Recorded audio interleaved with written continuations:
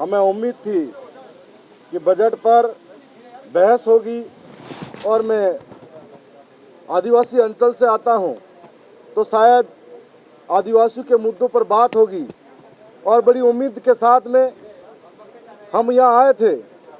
लेकिन हमें नहीं मालूम था कि प्रदेश की सरकारें हिंदू मुस्लिम भारत पाकिस्तान गाय गंगा गोबर के नाम पर 8 करोड़ प्रदेशवासियों के इस सदन के ऊपर इस तरह के गाय पर राजनीति करके इतना बड़ा विवाद खड़ा हो जाएगा।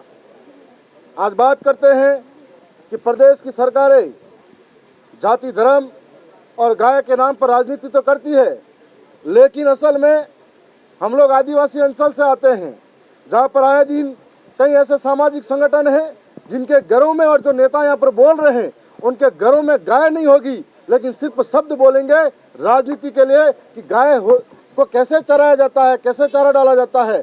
ऐसे कई गोवंश हैं जो सड़कों पे घूम रहे हैं। और ऐसे ही 1 साल पहले बांसवाड़ा के अंदर 3 ट्रक गायों को हमनी और हमारी पार्टी के लोगों ने बचाया था, लेकिन किसी भी अवैध तस्कर के खिलाफ कार्रवाई सरकारों ने नहीं की थी। आज इस बजट के साथ में एक बड़ी उम्मीद के साथ में हम आशा लेकर बैठे थे कि मैं मेरी विधानसभा क्षेत्र से आता हूं, जहां की जनता उम्मीद करती है कि सरकारों के सामने बात रखेंगे, सरकारों के सामने अपनी बात को पहुंचाएंगे। जो हालात हैं, जो आंखों देखा हाल जो हम देखते हैं वो सरकार के सामने आएगा। लेकिन सदन स्थगित होने के बाद में ये विषय हम नहीं रख पाए, परंतु आपके चैनल के माध्यम से राजस्थान की विधानसभा के अंदर महत्वपूर्ण विषय को हम लोग हमारी विधानसभा के रखना चाहेंगे। हमारे इलाके के अंदर जहां पर बात होती है कि 1970 राज्य सरकार का और 2047 का जो विजन है उसको लेकर एक बात होती है, लेकिन मैं बताना चाहूँगा कि 2008 के अंदर वसुंधरा गवर्नमेंट के टाइम पर प्रतापगढ़ जिला अस्तित्व में आया था। शायद यह सरकारें अभी के बजट प्रस्तुत करते समय या तो वो जिला भूल गई कि हमारे प्रदेश का जिला है, या फिर वो कागज है जो इनके ऑफिसों में छूट गया होगा जो 2008 के अंदर अस्तित्व में आया था जिला प्रतापगढ़, और इस बजट के अंदर उसका जिक्र नहीं था। उसके साथ साथ में अनुसूचित क्षेत्र आदिवासी अंचल के अंदर एक बड़ी उम्मीद रहती है। यह सरकारें यहाँ पर बड़े बड़े दावे और बड़े शान से झूठ बोलती है, कहती है कि हम 1500 करोड़ आदिवासियों के उत्थान के लिए खर्च करेंगे।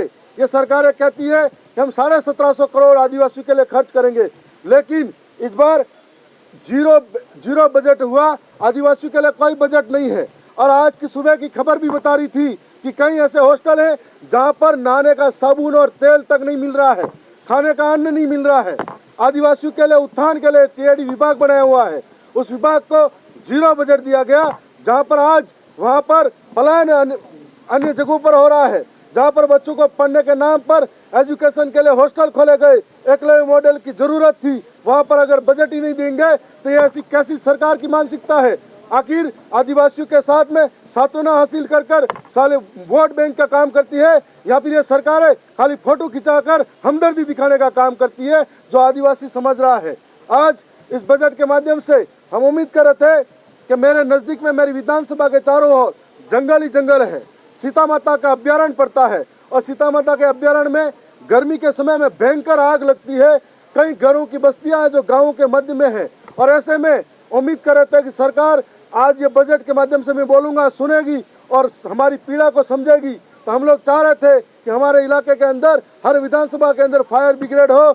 मेरी विधानसभा के अंदर कम से कम 2 फायर ब्रिगेड मिले, ताकि ऐसे कई लाचार व्यक्ति हैं जो आग की लपेटों में आकर उनका पशुधन भी जल जाता है, उससे बचाया जा सकता है।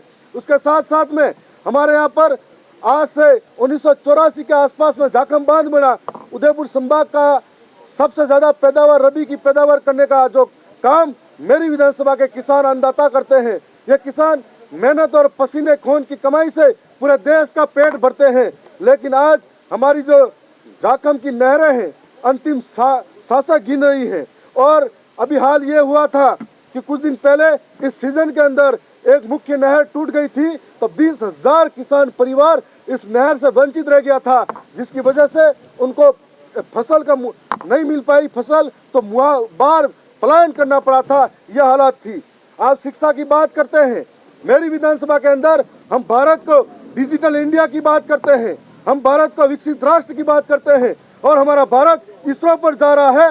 लेकिन मेरे विधानसभा के अंदर पहाड़ा, केसरियाबाद और दातलिया, भड़ावता, बिलडिया ऐसे गांव है जहां पर आज़ादी के बाद भी आज भी नेटवर्क सुविधा नहीं है। आज परीक्षा देने के लिए बच्चे पहाड़ों पे चढ़ते हैं। आज ऑनलाइन काम करने के लिए पहाड़ों पे चढ़ना पड़ता है, पेड़ों पे मोबाइल लटकाना पड़ता है। ये हालात बने हुए हैं जहाँ नेटवर्क के नाम पर 2-2 साल तक कंपनियां लगी है, लेकिन सरकार को इस और ध्यान नहीं है। दूसरी तरफ सरकार हमारा आदिवासियों की तरफ से ध्यान देना चाहती, अगर हमारी विधानसभा की तरफ भी ध्यान देना चाहती तो हमारे हमदर्द को समझती।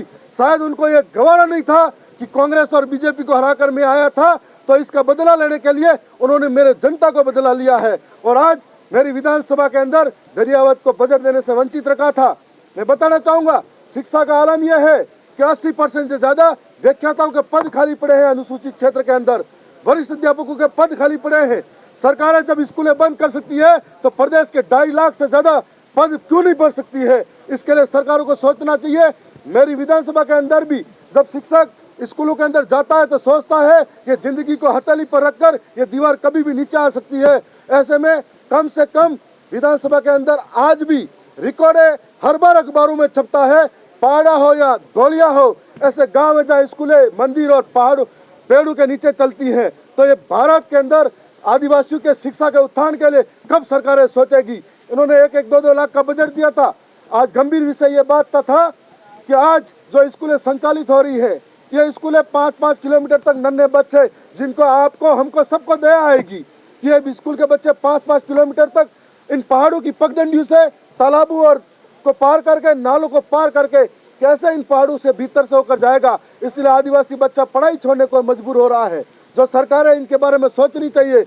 हम लोग ये भी कहना चाह रहे थे कि क्राइटेरिया आपने तहसील का बनाया, मेरी विधानसभा में है दरियावत उपखंड के अंदर 52 तहसीलें हैं, 52 पंचायतें हैं, जिसके अंदर एक तहसील की मांग बरसों से चली आ रही, दोनों सरकारों ने नकारा। आज बहुत सारी लंबी चौड़ी बातें थी जो हमारी मन की व्यथा थी, लेकिन आज इस बहस के दौरान खो गई।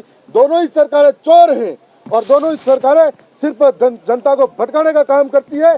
सीबीआई जांच की मांग के लिए ये लोग पेपर लीक और जैसे प्रकरणों में सारे लोग लिप्त हैं। इनके दफ्तर के अंदर, इनकी ऑफिसों में चोर घूमते हैं।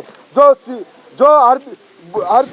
बोर्ड के अंदर ये जो कहते हैं पिछली सरकार में जो अधिकारी था वो इस सरकार के अंदर है। इसलिए इन पर भी हम लोग युवाओं को धोखा देने का काम करें, किसानों को धोखा देने का काम करें, और प्रदेश की जनता इनको देख रही है। और इसी तरह का हालात रहा तो आने वाले समय में अगली सरकार किसके ऊपर निर्भर होगी ये बात तय करेगा। धन्यवाद।